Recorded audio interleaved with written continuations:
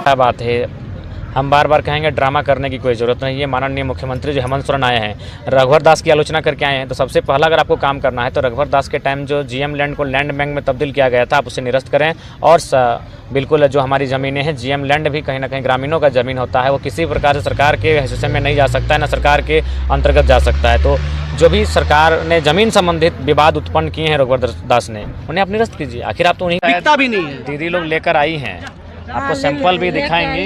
चूंकि अभी रात है, रात को शायद सैंपल ठीक दिखेगा नहीं। जब आप सुबह रिपोर्टिंग करेंगे तो हम आपको बाकायदा सैंपल भी दिखाएंगे किस प्रकार वहाँ जो पानी, किसी कंपनी में तो एक पानी जो अपशिष्ट पानी होता है उसे छोड़ा जाता है और वो किसान के खेतों में छोड़ा जाता है, वो पानी के कलर ही आपको लाल हो चुका है, तो फसल भी बर्बाद होगी। उसके बाद जो फसल उगती है, जिसे हम लोग चावल कहते हैं, चावल को हमको लगता है कि आपको ब्रश लेकर ऐसे करके साफ़ करना होगा, उसके बाद भी खाने के योग्य नहीं हो पाता है।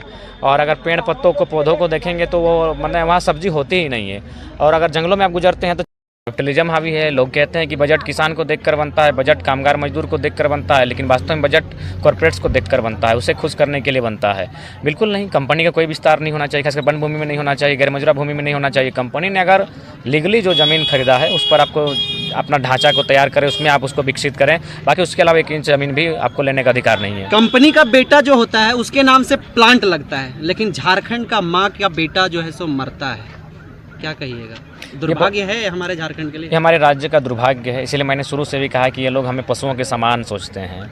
वहीं मैंने पहले कहा, यही आलोक स्टील लिमिटेड कंपनी जो है, प्राइवेट लिमिटेड कंपनी, इनका अन्य राज्यों में भी फैक्ट्री है, वहाँ जीरो पोल्यूशन पे कार्य करती है। ये जानकारी हमें उसी कंपनी के एक मतलब सरदार जी उन्होंने दिया कि भाई हमको समझ में नहीं आता है कि इतना अन्यायी ये लोग कैसे हो सकते हैं झारखंड के साथ। यही कंपनी जब दूसरा स्टेट में जाती है तो जीरो पोल्यूशन पे कार्य करती है, लेकिन यहाँ इस प्रकार का पोल्यूशन का स्तर है कि सीधा कैंसर से बच्चा मर जाता है। तो इसीलिए उसी को लेकर आज हम लोग राज्य के सर्वोच्च रहनुमा महामहिम राज्यपाल महोदय को ज्ञापन देने आए हैं। उन्हें उसी बातों से, अपनी समस्याओं से अवगत कराने आए हैं कि अपनी आंखों को खोलें महामहिम, और एक दृष्टि डालें कि हमारे साथ क्या अन्याय हो रहा है, हमारे साथ क्या जुल्म हो रहा है, किस प्रकार हमारा गांव, हमारा जल, हमारा जीवन, हमारा जंगल संकट में है। एक बार आंखें खोलकर उस पर दृष्टि डालें और उस पर न्याय करें। दादा, आप 2 दिन का ये आंदोलन था, लेकिन आज का समापन की स्थिति में कल का क्या कुछ रणनीति होने वाला है? जो जहाँ से आज पदयात्रा समाप्त हुई, कल वहीं से आरंभ होगी और हम लोग राजभवन की ओर कुछ करेंगे और राज्यपाल से मिलने के लिए हम लोग अपना जो ज्ञापन है दिए हैं, उसके बाद उन्हें संज्ञान में देते हुए इन चीज़ों पर चर्चा करेंगे। और हम लोग चाहेंगे कि जो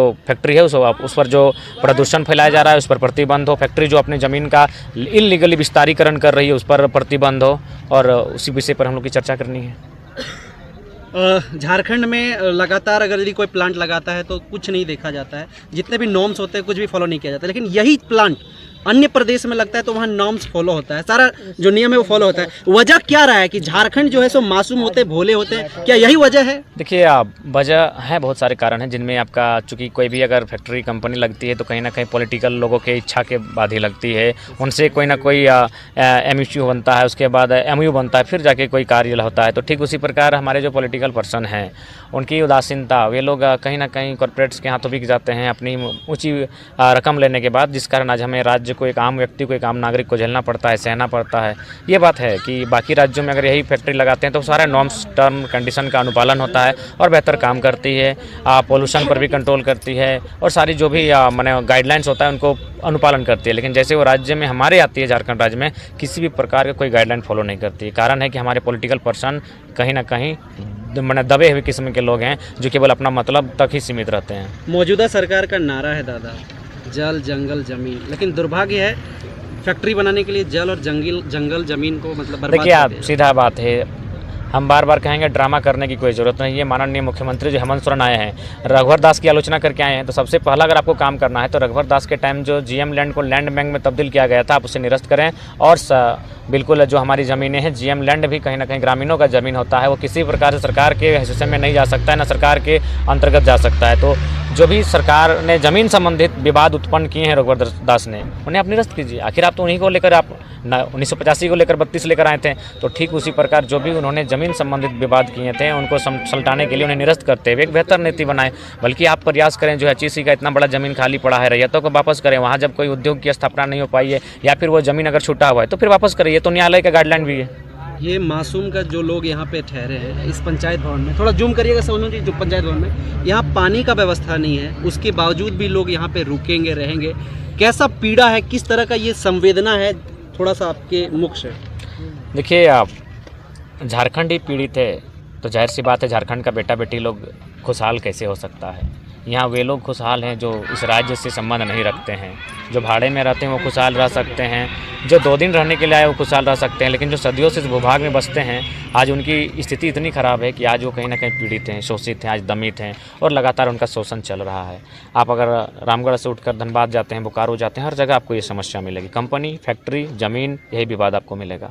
और मैं भी आज स्पष्ट कहना चाहूँगा, यदि कोई कहे कि झारखंड में जो भी समस्याएँ तो हज़ार है, लेकिन कोई एक समस्या बताइए जिससे कि आधा मैंने झारखंड को पहले सॉल्व करना चाहिए, वो है ज़मीन संबंधित। ज़मीन यानी उद्योग, ज़मीन यानी कोयला का खदान, ज़मीन यानी ज़मीन पर कब्जा, कंपनी, फैक्ट्री, यानी ज़मीन से रिलेटेड जितना भी समस्या है अगर उसका समाधान हो जाता है तो मुझे लगता है झारखंड का सबसे बड़ी समस्या का समाधान हो जाएगा। आज अभी जो लीडर थे आपके माकपा के, सबसे पहले आपके चैनल के माध्यम से उनको श्रद्धांजलि देते हैं, लेकिन उनकी हत्या के पीछे कारण क्या है? ज़मीन विवाद।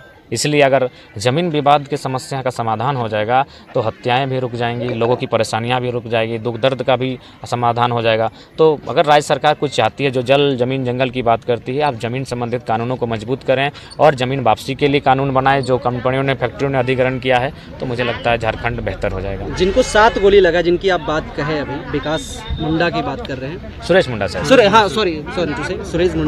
सुरेश मुंडा, उनको वो भी इसी कंपनी सुभाष मुंडा वो भी जमीन मामले में, जैसे आपने बताया कि उन्होंने किया, आप लोग भी उसी चीज़ को एक कंपनी से, कॉर्पोरेट से लड़ रहे हैं। आपको डर और भय नहीं लगता? देखिए डर भय नहीं लगता, लेकिन इस बात का हमें भी आशंका है, हम मैंने मुस्कुराते हुए कह सकते हैं 7 गोली लगना दादा, तो हम लोग को भी 8-10 गोली उन्हें कभी मार सकता है, लेकिन क्या करेंगे।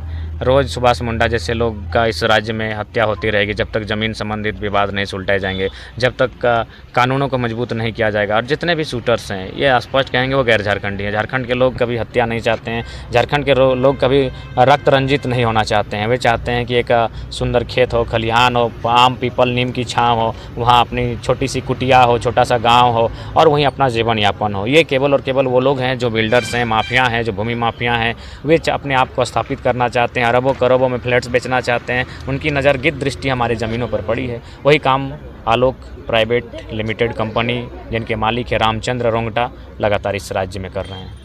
रामचंद्र रोंगटा का बेटा के नाम से प्लांट बन जाता है, लेकिन दुर्भाग्य है दादा, हम लोग के झारखंड की माँ का बेटा का मृत्यु होता है, कैंसर से पीड़ित होता है, मर जाता है, कोई देखने वाला नहीं है, कोई सुनने वाला नहीं है, कोई समझने वाला। अभी जो आप लोग लेकर के ये पीड़ा आप राजभवन तक जा रहे हैं, आशा है, विश्वास है, लगता है कुछ सुनेंगे? देखिए अगर वास्तव में लोकतंत्र जीवंत है, यदि भारत का संविधान जीवंत है, तो हमारी बात महामहिम से होगी। और महामहिम वास्तव में अगर वे राष्ट्रपति के प्रतिनिधि के रूप में कार्यरत हैं तो जाहिर सी बात है उनकी शक्तियां हैं, और उनकी इतनी शक्तियां हैं कि रामचंद्र रोंगटा उनके सामने कुछ नहीं है।